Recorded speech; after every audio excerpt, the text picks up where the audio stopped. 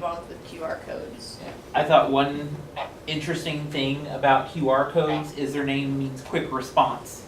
Now we're supposed to be technical communicators, so do we want to respond? Do we want to be passive, or do we want to get out there and communicate?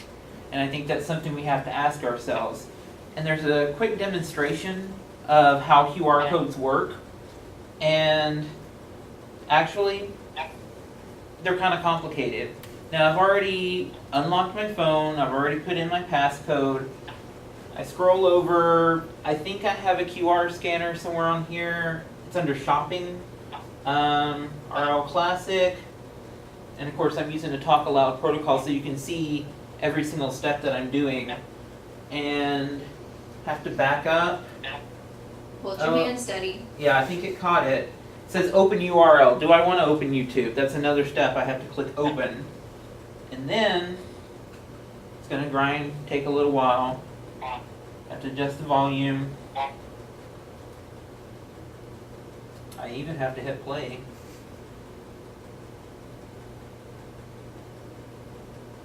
Hit fast forward. See, that's not gone. Let me go back in.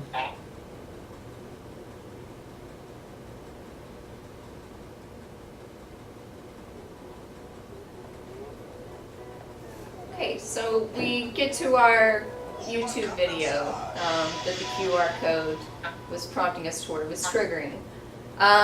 There's also the argument that QR codes are too complex for a majority of users who don't really understand the benefits of QR codes. Yeah. So that brings us to ask the question, do the users need to change? Yeah, and I had to go out and find a QR code reader. And honestly, there are some out there. I didn't know which one to use, and as an end user, I felt a little bit helpless. We should never have end users that feel that way. As technical communicators, we have messed up if we have end users who don't know what to do, who don't even know how to get started. So we have to revisit the role of the user advocate, make sure that we do the usability testing, make sure that we actually go through the steps, make sure our multimedia is effective, and kind of push ourselves to think of ways that we can be user advocates. There's a movement for minimized user interface, and Anthony will tell you about it. Yeah, there are apps out there now that you have to click on this, you have to click on that. There's actually a thermostat out there called the Nest, and in kind of a twist of fate, it's actually designed by former Apple engineers. So the masters of UI are starting to get taken over by their own pupils. It looks like a thermostat, but it's just one simple turn. There's no mechanical parts inside it, but it starts to learn, okay, you get home a little bit later on Tuesdays, I'll change the thermostat setting. I was, the thermostat thinks I was changing it at 5 o'clock, I'll push that back to 5:15. And it starts to kind of know your patterns and get to know you. And although it seems kind of weird, it seems intrusive, after a while it just seamlessly blends into your environment and you don't even have to mess with it. It just learns your own patterns and things. So in our research, we were thinking about how can we minimize user interface for the customer's benefit. And we came across Near Field Communication, NFC, and it's pretty similar to QR codes except for the fact that it is a passive transmitter, and it's located on ads or products, and you basically just have to bring your phone within 2 inches of that passive transmitter, and it picks up on the signal, and it triggers, and you're prompted to open up a link. And so Google Wallet, the Google phone for Android, has already integrated this into their phones. Nokia already has a phone with these NFC receivers. And actually the example that I see every day riding the Dallas area rapid transit is by Samsung. So you walk up to it with your Samsung phone, it says, do you want to download wallpapers? Tap it. Do you want to download cool new music? Tap it. Do you want to see videos? Tap it. You don't have to stand there stock still trying to scan something. Okay, yeah, it picked up. No, I didn't mean to open that. So that seamless interface, I think, can really be used by HP. So you could put these transmitters in, say, the cardboard box that your printer comes in, and then tap your phone to a certain corner of the box. It pops up. It offers you a PDF. It offers you a YouTube link. It offers you maybe animations or something like that. And I think we found the cool thing about NFC is you can actually track your users' patterns. So you can say, okay, home printer users really like PDFs. Maybe their population just prefers print. So you can do that for them, and you can focus your resources in that area. Whereas the big commercial poster printers, people trying to set those up, actually prefer animations or something like that. So you can start to tailor the information in your resources toward certain areas, towards certain forums that they're actually going to use. But I think, as we said, to do that, we have to step out. Maybe we even have to talk to a couple of electrical engineers and say, hey, what about near field communication? Right, and this means we have to be more progressive than ever. QR codes are they're gaining a little bit more popularity, but I think we should just skip over the QR code movement and go into NFC, because that is the next big thing.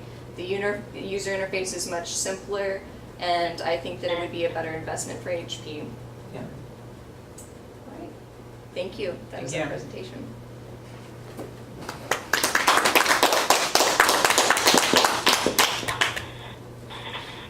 Nice job. I did have some questions. Let's see. The first thing I wanted to ask you guys is on the cost with the multimedia. And by the way, I'm hearing kind of some background noise. It's like an echo on my end. Do you hear me okay on your end? Yes, we can hear you fine. Okay, so sorry if I sound a little distracted. I'm hearing myself kind of echo back, so my apologies. Anyway, going back to the multimedia and the cost you had talked about, they said it was a little bit, one of the disadvantages is it's more expensive. My question is, do you anticipate any savings by implementing multimedia because of translation, like potential savings with translation costs? Could that be something that offsets the additional expense of, kind of the more time-intensive with multimedia? Right, that's something I don't think I had thought about, but I know, Liz, you work with some translation projects and things like that, some cross-cultural, and so I think in some cultures, the animations might translate well. In others, they might not. So you might save some. I'm not sure what percentages or anything like that. We didn't really delve into that. But you might be able to save some by standardizing those, yeah. Right, but you also might need to consider hiring a consultant from that culture that you're working with, so that could be an extra cost. Okay. And I think you just kind of brought up another question. Is there any do's and don'ts with using animation in it for an international audience? Like, for example, certain types of animation might be well received in some cultures, but in other cultures they might take offense. I mean, any ideas on where I could go to get some of that type of data, or did you stumble upon any of that type of data in your research?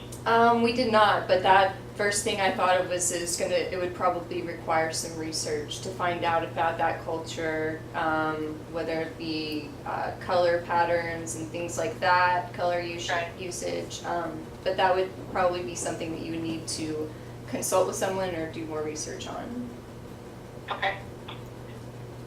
What about types of procedures that might be more conducive for multimedia? So is there certain procedures or I'm thinking installation or troubleshooting or operation? I mean, is there any procedures that might be a little bit more effective for multimedia than other types of procedures?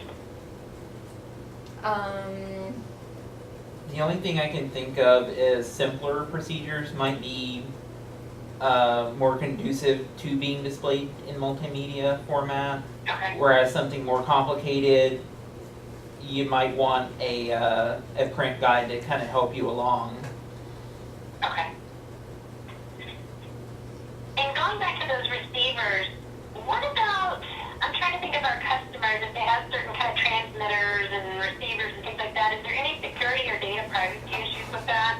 that we need to be aware of or need to investigate more? As far as I know, the information on, say, the cardboard box, if you put a transmitter on there, it's only got the information, so it only has a link or something like that. So you might be able to say, okay, they bought a Color Smart 9000X, but that's probably about it. Maybe the type of platform, you know, they're running an Android phone, it's on the current edition, something like that. But that is something I think a lot of people are looking into.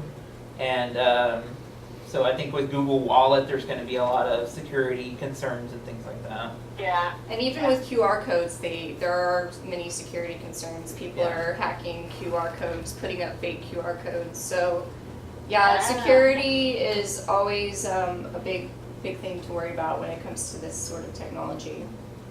Right, right, okay. Okay, I think that was all my questions. Audience, do you have questions? Yes, Oren. Yeah, like going back to security, like I'm kind of concerned about touching my phone to something or coming within 2 inches of something and it just loading things on my phone.